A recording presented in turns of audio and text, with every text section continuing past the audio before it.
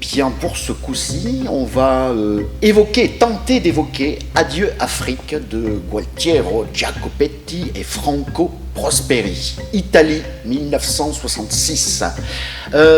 Adieu Afrique appartient à un genre un petit peu bizarre qui est un petit peu le mauvais canard du film de genre qui est le Mondo Movie. Alors qu'est-ce que c'est comme Mondo Movie? C'est un vrai faux documentaire sensationnaliste. Ça fonctionne comment? Quel est le dispositif? Ça fonctionne comme un zapping encyclopédique. Donc on peut passer d'une cérémonie religieuse en Afrique noire à un club de striptease à Paris. Et tout ça bien sûr est relié par un commentaire érudit, en général d'un professeur qui n'existe pas sinon au cinéma. Adieu Afrique est un film un petit peu à part dans le genre du Mondo Movie, parce qu'on peut dire que c'est un petit peu le Citizen Kane du Mondo Movie. Gualtiero Jacopetti et Franco Prosperi, ce sont eux qui ont planté les bases du genre avec Mondo Cane, une vie de chien, qui avait quand même été sélectionné à Cannes en 1962. Ce coup-ci, les deux compères se sont centrés sur le continent africain et on peut dire qu'ils ont tout mis dans le rouge. C'est un véritable festival. Ils s'intéressent bien sûr à cette époque-là à la décolonisation de l'Afrique. Il ne faut pas oublier que l'Afrique était plongée dans un chaos, c'était le chaos le plus total. Ces deux zigotos sont partis filmer là-bas. Ils ont ramené des images à la fois repoussantes et à la fois totalement fascinantes.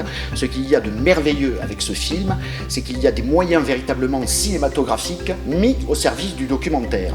Donc c'est un festival, c'est des massacres d'animaux, on pourrait même dire meurtre d'animaux. Évidemment c'est des manifestations qui dégénèrent, c'est des luttes raciales, c'est des charniers en putréfaction, c'est, comme je dis toujours, c'est une espèce de carte postale en provenance de l'enfer.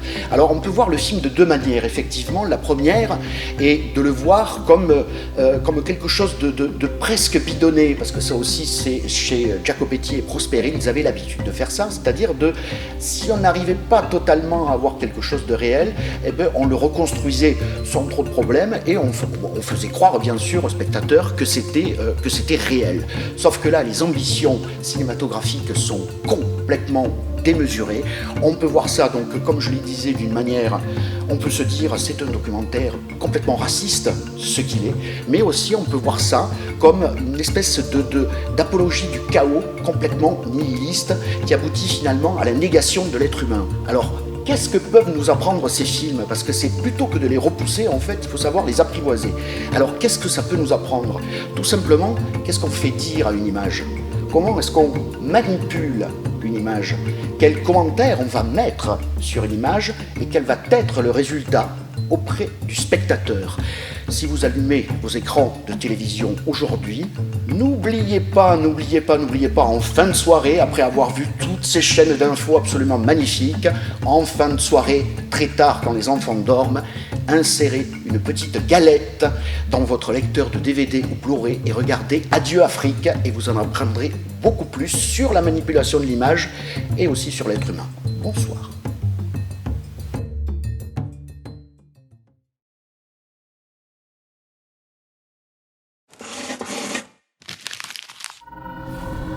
Le doigt dans l'œil.